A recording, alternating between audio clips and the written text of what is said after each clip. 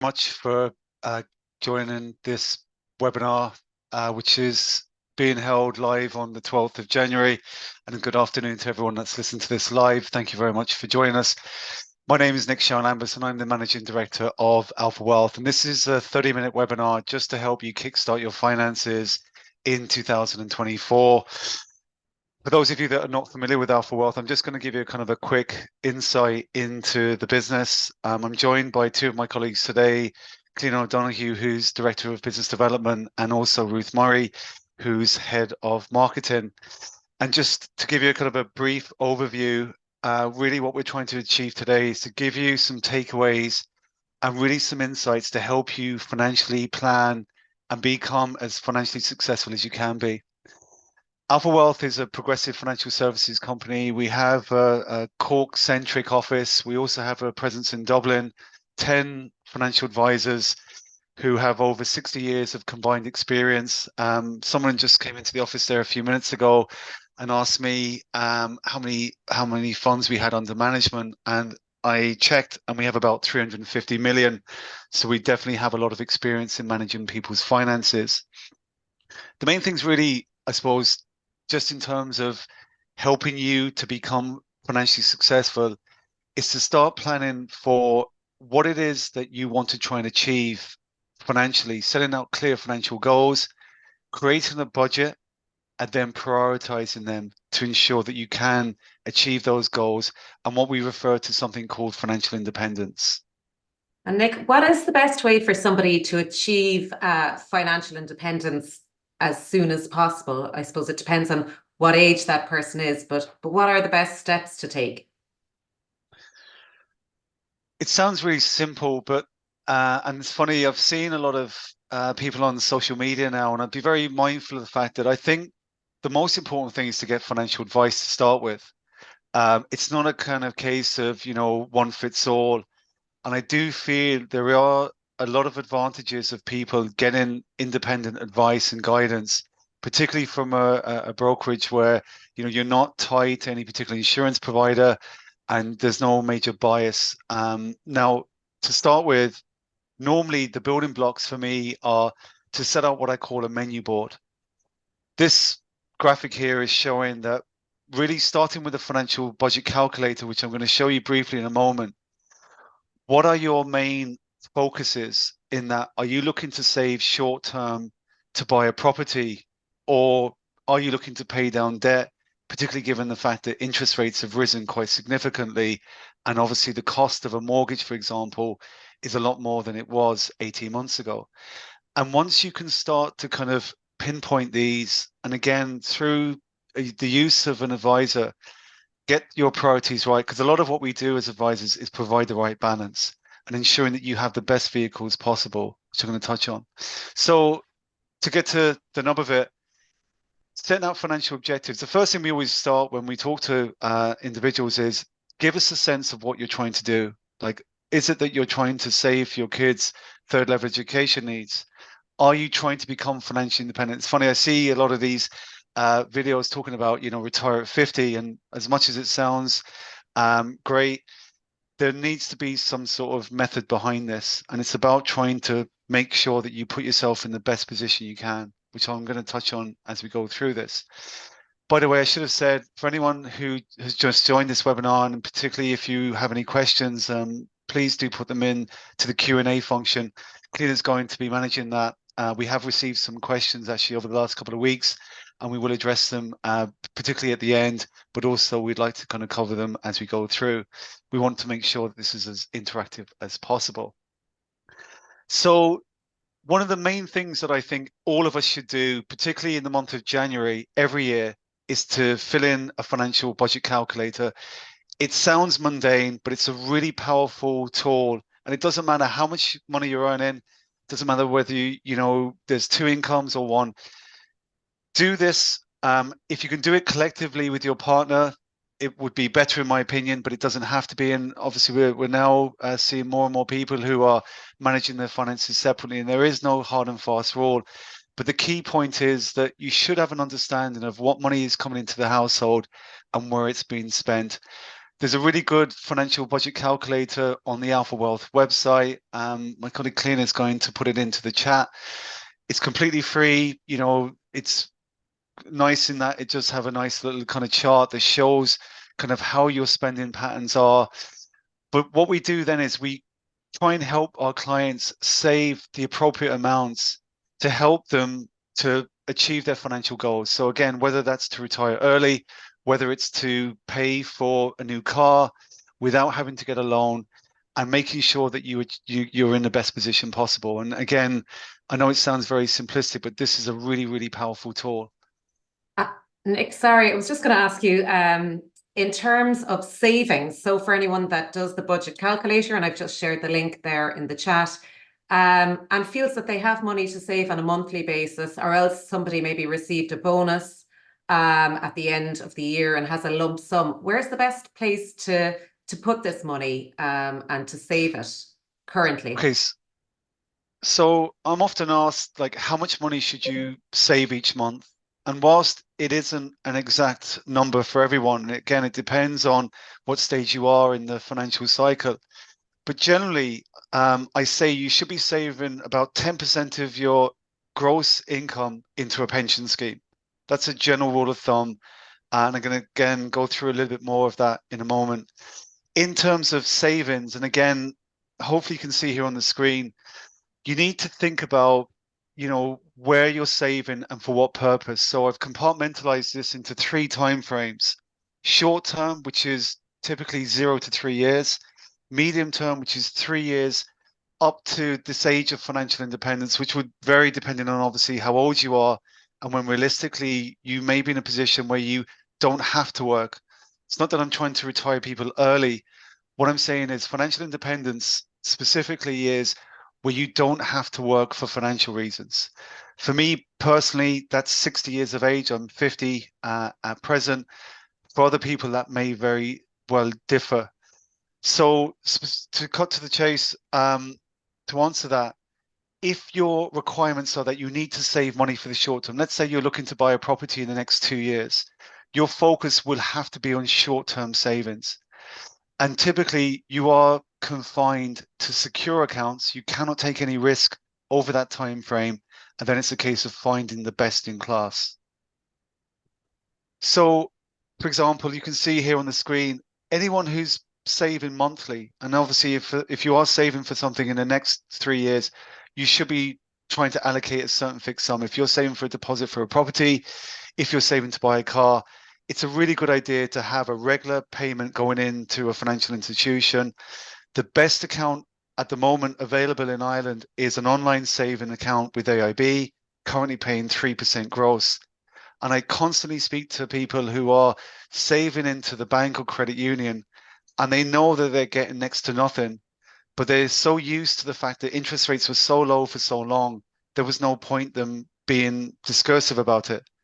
And the reality is that over the last 4 or 5 months, deposit rates have increased and you can take advantage of that. And it's really easy. It doesn't matter whether you bank with AIB or not. There's no loyalty to the banks.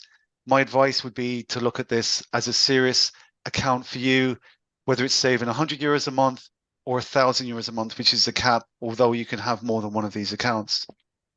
However, if you have a lump sum of money, so say, for example, you've got some money sitting in the bank and you like to keep a certain emergency fund. Not a big fan of having too much of an emergency fund, because I think that for most people, they can get access to certain monies in other accounts. But if you're, say, sitting on 10,000 euros in the bank and you need that money next year for whatever purpose, to do some house renovation, to pay for a holiday, to pay for a wedding, there are accounts that are completely secure, earning currently around 4.1% that are available through the German online banks. Now, I know that may sound a bit left field to some people, but Raisin Bank, which is a totally bona fide bank, regulated in the EU with financial strength of better than the Irish banks, will give you 4.1% gross over 12 months, best account of its type. And I seriously encourage people to consider that as an alternative to the poor deposit rates that the Irish banks pay. Trade Republic is another of the German online banks. they will offer you 4% for instant access accounts. So you could put a euro into Trade Republic and you'll earn 4% on a yearly basis for as long as that money stays there, and you can access it at any time. Well worth considering, especially for those that have monies that need it in the shorter term. So Nick, before you move on, looking at the current environment, a question has just come in. Would it be best to consider paying down a portion of your mortgage or investing a lump sum? It's a really good question. And this comes back to the menu board. So again, not everyone's situation is the same, but it's important to identify and highlight. So for example, let's say somebody has a mortgage where they're on a tracker, which will cost them over 5%, given the fact that the current ECB rate is 4.5, and there's always a premium on a tracker mortgage. So in that instance, if you have money sitting in the bank that I've shown you can't earn 5% with, yes, of course, it makes sense to consider paying off some of your mortgage. And a tracker has one advantage of allowing you to pay back monies early. However, if you're on a fixed term interest rate with your bank on a mortgage, and that say has another 2 years to expiry, and you're paying 2.5%, which were rates that were available a couple of years back, I wouldn't be as fixated about paying back the mortgage, and you may be restricted to how much of it you can pay back. And therefore, it's worth looking at other opportunities to get that money working a bit harder for you. But it may be a case, again, we're going back to balance here, doing a part solution. So paying some off the mortgage and putting some towards your pension. Pensions generally, for most of us, are the most tax efficient and best financial investment that we can do. And depending on what you have in your pension scheme and what, I suppose, time frame, it generally would be this sort of starting point for most of us. We tend not to put as much money into our pensions as we should be. Now, the graphic I've just put on the screen here is just illustrating the point about why it's so important to earn interest on your savings.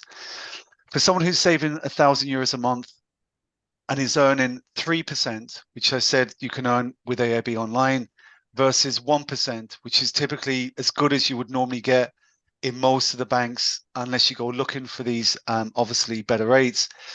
And you can see here that over a 3-year period, the return for 2% net, if you get 3%, 1% of that goes to tax, which is 33%. You'll earn basically 37,500 roughly over that 3 years. However, if you're only achieving 1% gross, which nets to about 0.67 annualized, you would lose about €1,000. That's a significant amount of money just because you didn't look for a better return on your savings. This is even more compounded by lump sum. So for someone who has 20,000 and they can achieve that 4.1% that I mentioned earlier, versus somebody that earns 2%, which has been relatively generous now to the Irish banks, the differential between those two accounts, again, will cost you about €1,000. So between the two of those accounts combined, you've just lost €2,000 because you didn't get the best accounts, both of which are completely secure, by the way. Going then on to medium-term savings. So if anyone has the financial objectives where they want to buy a house in 5 years' time, or if they're helping their kids to, I suppose, get money together for their first property, third-level education needs, and the kids are in their single years. I have 4 children ranging from ages 9 to 18. This type of account works very favorably for me, where I'm saving monthly into it. I can add lump sums. It's completely flexible. The difference with this is that the returns that I'm looking to achieve are significantly higher than they are in those shorter term accounts. It's about finding the right vehicle for the right plan that you're on. Those accounts typically generate returns of about 5 to 6% per annum. And although they're not fixed, historically, and I can show you more information on this, they would typically always earn that. And if there's one big takeaway from today is the chart that's on the screen there, risk and reward are related, and they run from a scale of 1 to 7. That's a European-wide scale. The shorter term accounts that I spoke about earlier, the 0 to 3 years, you are defined by very low risk, low interest accounts, typically on the risk profile 1 and 2. However, for someone that has a much longer time frame, regardless of what their risk tolerance is, they should be higher up on that scale because time affords them the opportunity to make greater returns. And there's no issue to the fact that, yes, whilst in any given year they might lose some money, over a much longer period, they're going to make significantly more than they ever lose. And taking that a step further, then it's the compounding effect, as I spoke about. So Nick, I Just suppose just before, again, I'm going to stop you, sorry, before you move on, because you've mentioned tax relief on a lump sum there on the slide, but what tax planning strategies should people be aware of to minimize their tax liability this year? there's really two things that the vast majority of us can put money into that avails of tax relief. So particularly for anyone who's listened to this, who's earning over 42,000 a year, which from January this year, 2024, means that you're on the high rate of tax. It was increased from last year. Basically, you pay 51% on everything you earn over and above that. That's quite penal. So the opportunity really is, number one, your pension, which I'm going to go into now. But there is another opportunity, which is a government-backed scheme called the Employment Investment Incentive Scheme, or EIIS. Now, many of you may not have heard of this, and we've provided webinars in the past, and we're going to do further webinars as the year progresses about this scheme. But please do feel free to reach out to us, and we can give you more information about how this works. But just to explain briefly, just before I get into pensions, which to me is the first port of call, but the EIS scheme would be the second one if you're looking to reduce the tax you pay. There's about 70 companies in Ireland each year that are looking for finance. And by virtue of them applying for this type of scheme through the government, any Irish resident that invests money in these companies, take an example, let's say if you've got 10,000 euros sitting in the bank, the scheme runs for 4 years. And if you're prepared to invest that money in one of those Irish companies over the 4-year period, the Irish government will give you somewhere between 20 and 50% of your investment amount back. Imagine that by you investing in a particular company that you can choose, and we as independent brokers identify the best companies that are available. We have a lot of experience in this. I've been managing these types of accounts for over 13 years now, since the scheme was introduced. These vary in the types of companies that you can invest in, from renewable energy companies to opportunities around Ireland. But the point being is that think about you putting 10,000 into a company, getting 5,000 of that back, and after the 4 years, you get your 10,000 plus interest. It's a really credible scheme, particularly for people who pay tax at the high rate. However, the main focus I'd like to go on to now is pensions. And whilst a lot of you may be in a pension scheme, or some of you may be somewhat familiar, I just want to, I suppose, re-stress the importance of pensions. Why are they so important? Again, for anyone earning over 42,000 a year, you put 100 euros into a pension scheme, you get 40 euros of it back pretty much immediately. That's a 66% gain. The second thing is the pension grows tax-free. There's no other instrument that you can put your money into where if you're, say, 40 years of age or 30 or 50 years of age, that you can get years and years of growth where the taxman doesn't take any interest that's earned. And that is exactly what goes on in the pension. The other point of a pension is, and sometimes people talk about the fact that you're going to pay tax at the end, so it's just a deferral. It's not.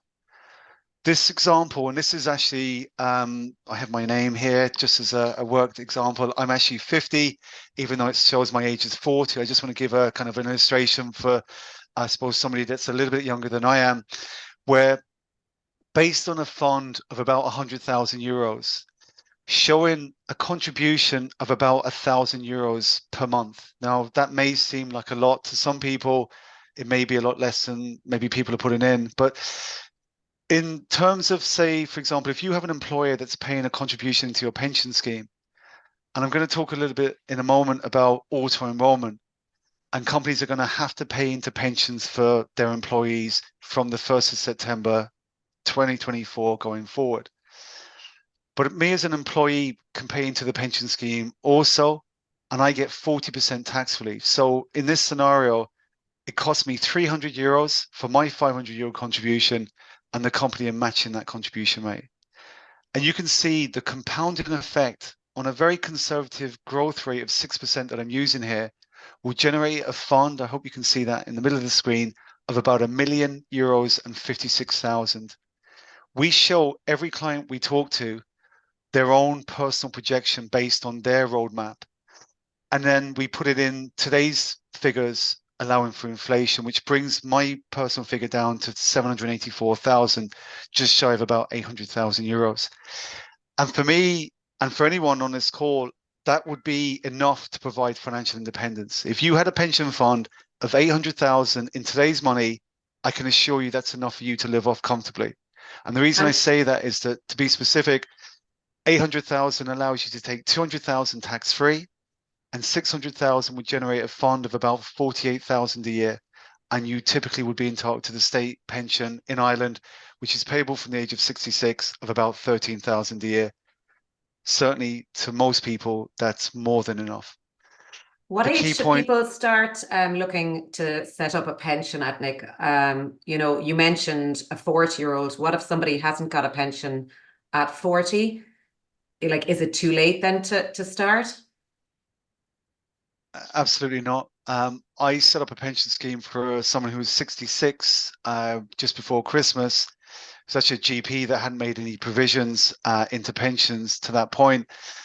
No, they were looking to draw benefits in their 70s, but it's never too late. Just think of a pension, guys, as a tax-efficient savings account. Don't mind all the jargon and all of the complexities that the industry puts around it.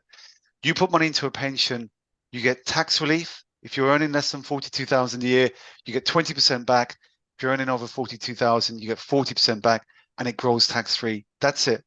And if you're working for a company, and whether or not you're sure about whether you're going to stay with that company or not, you can benefit from the fact that if you say were 40, you worked for a company for 5 years, you built up a pension fund of say €50,000, you left the company. From the age of 50 onwards, you can access that pension and take most of it tax-free. And that money could help you to pay off your mortgage early. It could help you to buy a holiday home. It can be used for whatever purpose. And it makes so much sense. I've just thrown down on the screen, I'm not going to dwell too much on this, but we are here to advise people. And as I said, as an independent broker, we'd like to talk to you about what you're doing at the moment, making sure it's in the best plan possible for you, and obviously helping you then navigate, in terms of funds. So if you're in a company pension arrangement, let's say your company has gone with Irish Life as a provider, we can help you make sure you're in the best fund possible for you, show you projections based on when you want to draw down the benefit, not when the company tell you that it's to age 65 or 66. It's about you saying, well, I'd like to think that I could draw the benefits at 60. Show me what that would look like. And then it's about navigating that on a continuous basis. The other So, point Nick, is, sorry, one question has come in there, so I'm going to just ask you to address it. If in a defined benefit pension scheme, is it worth tax-wise to max out ABCs? Will it cost you tax-wise in the end? no, it wouldn't. The fact you're in a defined benefit pension, which just explain is one of the very rare types of pensions now, where you have a guaranteed fixed sum when you draw your benefit down.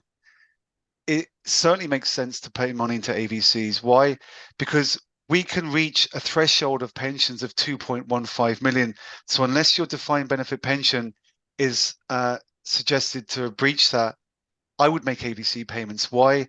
Because firstly, you're going to get that 40% tax relief. You're going to get the tax-free growth as I described, and it would enable you to retire early. You don't have to wait until 66. For most of the clients that we deal with in Alpha Wealth, we aim for reaching financial independence at 60, if not sooner. I'd just like to talk about auto-enrollment, guys, because this is something that's coming into play on the 1st of September. We believe the government are going to finalize a date in the coming month or so. I did a webinar on this yesterday. If anyone's interested in this, please do reach out to us. It will be made available on our website, as are some of the previous webinars that we've done over the last years. And we do have webinars that are upcoming, which I'm going to mention briefly at the end. What is auto-enrollment? if you do not have a pension scheme, or if your partner does not have a pension scheme but is working for a company, your employer will have to pay into a pension scheme when auto enrollment kicks off, we believe on the 1st of September. You might think that's a good thing. Potentially it could be. That means that your company is going to have to pay 1.5% of your salary, but then you're also going to have to pay that. What's the issue with auto enrollment? The issue is that there's no flexibility. You cannot pay more into the pension, and neither can your employer. You cannot make any lump sum payments. You cannot retire early. You have to wait until the state pension age, which is 66, which is a huge problem for me. The other issue is there's no choice and there's no advice. Pensions can be complex, and you do need advice about them. I was talking to a client yesterday that said to me that they didn't feel that they wanted advice on their pension scheme and they just wanted it set up. And I had to sort of pull back and say, well, pensions are complex areas. Last year, we saw the government change the rules for provisions that you can make into your pension scheme, where for senior managers and for business owners, there's an uncapped limit that they can fund into their pension each year. You can put €1 million into your pension if you had a company and if it had the resources to do so, and you can employ a partner or a child and do the same thing for them. The rules have totally changed, and it's really important to keep abreast of that. Same with auto enrollment. There's going to be a lot read and spoken about this over the coming months. I had 2 articles actually in the Business Post just before Christmas, and if anyone would like to see them again, we can share them with you. But the key point I was making is that you should not allow yourself to be involved in an auto-enrolled scheme. It won't suit you and it won't suit your employer. And there are many advantages to being proactive and setting up a company pension or a PRSA before then. And again, I can go through that in more detail. This shows roughly a graphic as to what the government are proposing. This is what exactly is going to happen, again, if you allow it, where the employee and the employer are going to have to put in 1.5% for the first 3 years. Then it goes up to 3% each, 4.5% each, and then 6%. So imagine 10 years from now, you could have a 20-year-old who in their first job, 23-year-old, 23 is the entry age for the scheme, earning say 20,000 a year, and they're going to have to put 6% of their salary into a pension. They may not want to do that. It may not be their financial priority, but the government are going to force them to. Hence why I'm really not in favor of auto enrollment, and that's a list of some of the restrictions around that.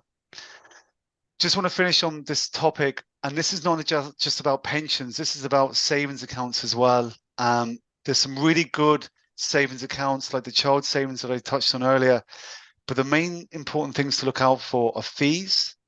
A lot of clients I talk to tell me that they have an account set up with AIB, which is typically through Irish Life, they're a tied agent, or Bank of Ireland, which is tied to New Ireland. And I say to them, but what fees are you paying? Oh, I'm not sure. It's really important to make sure that you're not paying any entry fees on these products.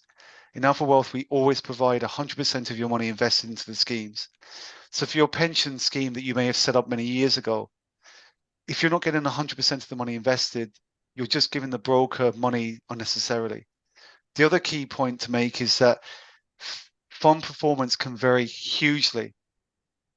People sometimes accuse me of being tied to Zurich, and I say I'm not tied to Zurich at all. We have funds all across different insurance providers, but Zurich's performance has outperformed its peers enormously over the last 5 years, and they are currently our preferred provider. Why? This graphic shows very clearly the light blue line is Zurich's Prisma 5 fund, which is typically the fund that would be appropriate for most people investing in their pension scheme. It's the one that I have, versus exact equivalents, comparing apples with apples, of some of the other providers. Take, for example, Irish Life, which is the red line. While some of you may be confined to Irish Life through your company pension scheme, it's about finding the best fund within that provider. But if you had the choice, you can see there very visibly why it would make more sense to be with the best provider of time. Just want to talk about claiming tax back. Again, this is just one of the quick takeaways. We should all be using the ROS system, the Revenue Online system. It's really easy. The the logins there on the screen. Just Google RORS.ie. Why would you do this? Well, a lot of us worked at home during the COVID years. You can claim for relief for the electricity and energy bills that you suffered during that time. A lot of us have overpaid tax. There are many things that you can actually claim back for. Now, I'm not going to go into too much detail today with you, but it's relevant, obviously, if you've been renting, if you have a child in third level education, and so on. And you can go back 4 years. Really worthwhile. And Michael McGrath said this in the budget last October. There are millions of euros waiting to be claimed, and the government are trying to encourage people to make claims to do that. And by you just going into your system, will tell you exactly what you can do. And again, we're here to help you and advise you as part of this financial planning process. I've touched on mortgages today. Again, as an independent brokerage, Alpha Wealth provide advice to people, whether you have a mortgage or whether you're looking to buy a property, making sure that you're getting the best rate possible, availing of green mortgages if it's appropriate to you. I come across clients who have mortgages with AIB that could benefit from a green mortgage. They're much lower rates, and they just didn't realize that they could do that.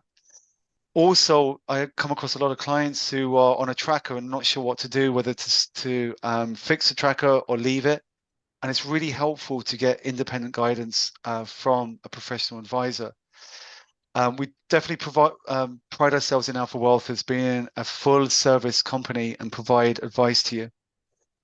This is the next webinar that I'm doing myself. My colleague David Looney is actually going to be running a webinar next Thursday, which is the 18th of January. I would ask you to maybe look out for that on our website. And again, Clena's going to put into the chat just the details of how to register for all webinars, including this one, where I'm going to talk in a little bit more detail about some of the topics such as EAAS, pension planning effectively, making sure that you're not overspending on certain areas, and really getting to think carefully in a very simple way, by the way, about how you can reduce the tax liability, not just to you, but also potentially to your children. If you have kids, we have a very penal tax system in Ireland when it comes to gifts or inheritances. You can only give your children up to 335,000 each, which might sound like a lot of money, but if you have, say, 1 or 2 children, you can't leave your own house to them without them suffering tax. Therefore, there are very simple tools available that we explain to our clients that you can take advantage of, put money into a savings account for them for third level education, but it can go in trust very easily where they don't pay any tax on the fact that the monies are actually gifted to them.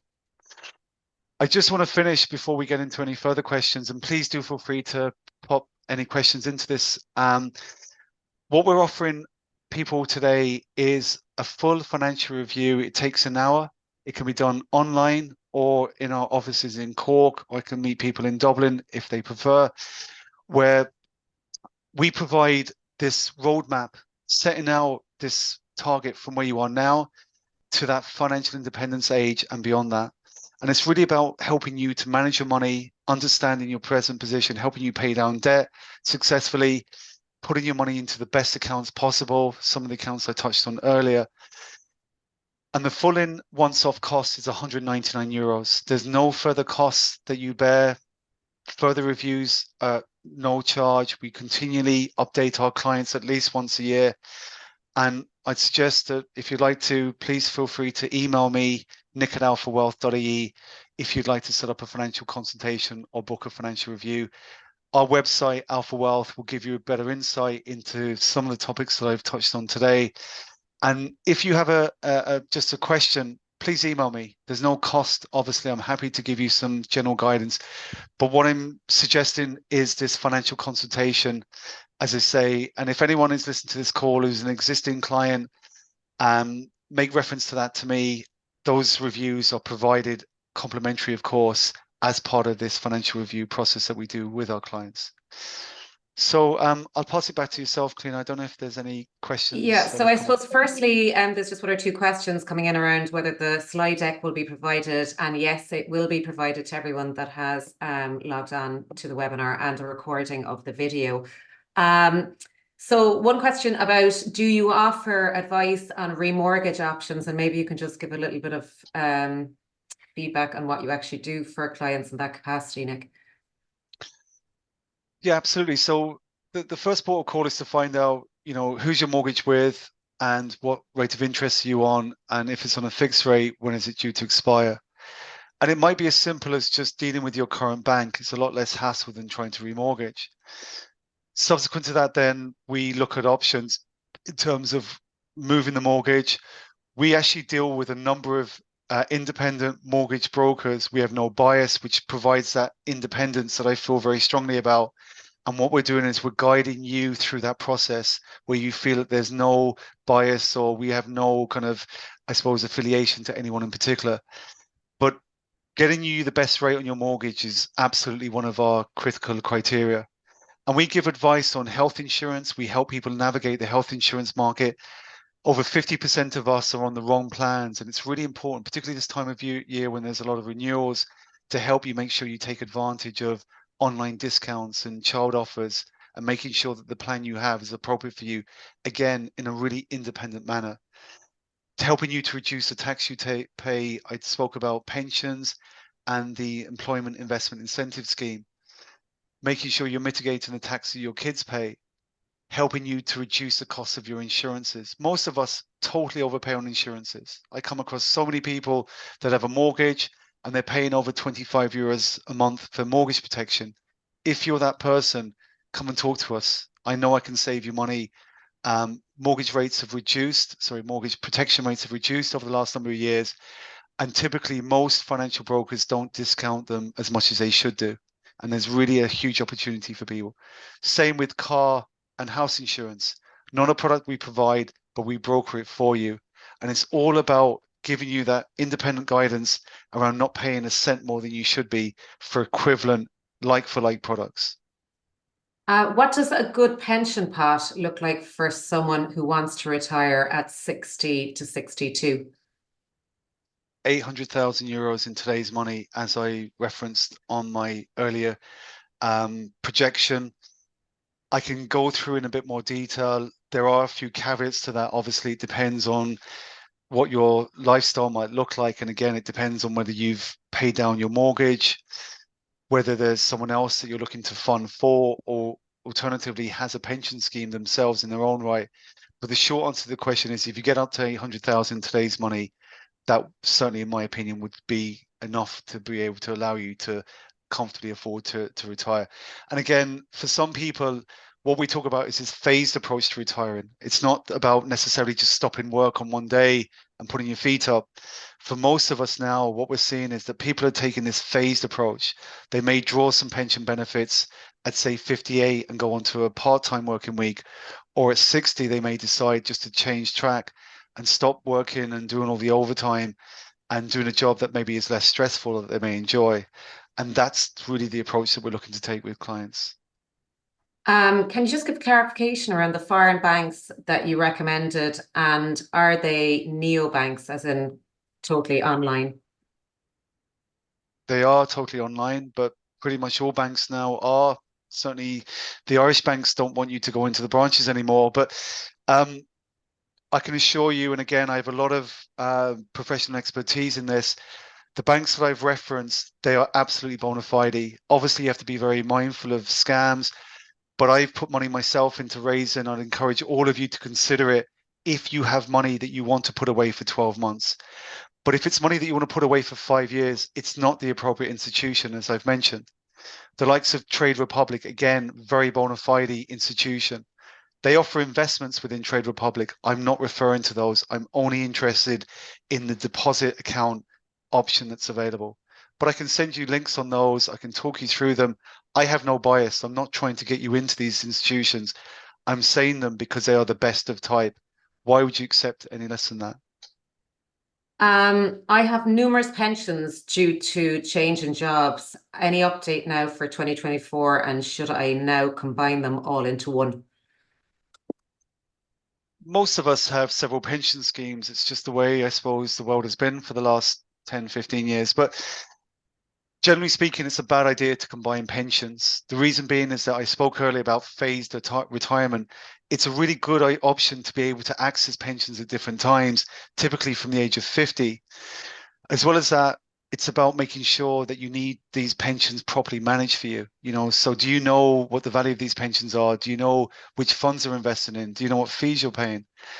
And it's part of the process that we provide in Alpha Wealth. We do all the heavy lifting. We get details of all the schemes for you. The only thing we ask you to do is sign an authorization that allows us to do that. And we come back with a comprehensive report of the different types of plans and what the best options for you are. But in the main, I wouldn't be looking to combine all pensions into one. It really wouldn't be a great idea at all. Just in terms of the foreign banks, one person just came back, said they took a quick look at Trade Republic and it says you must be resident in Germany. That's not correct. If they want to reach out to me directly, but I've had clients in Ireland that have set up the account successfully. You do not have to be a resident in Germany. Okay, very good. That is all the questions, Nick. I think it's just important as well, just to mention that we have shared all links to our social media channels where there are regular updates, where we post all our webinars, and we will let you know about any future webinars and financial tips along the way. So may I hand it over to you to wrap it up? Great. Thank you very much again for your time. I really do appreciate it. For those of you listening live, I do hope you enjoy the weekend, and I hope that you took something from the session. We'll send out obviously the slides and the video as Cliona has mentioned to you. And again, we really do appreciate taking the opportunity and time to listen to this. And please do feel free, as I said earlier, to reach out to me if you have questions, particularly the Trade Republic one. I'll clarify to you and show you that it is absolutely possible to open these accounts in Ireland. But if there's any other queries that you have on any aspect of personal finance, please do reach out. Thanks very much again, guys. And as I said, for those of you listening live, enjoy the weekend. Thank you.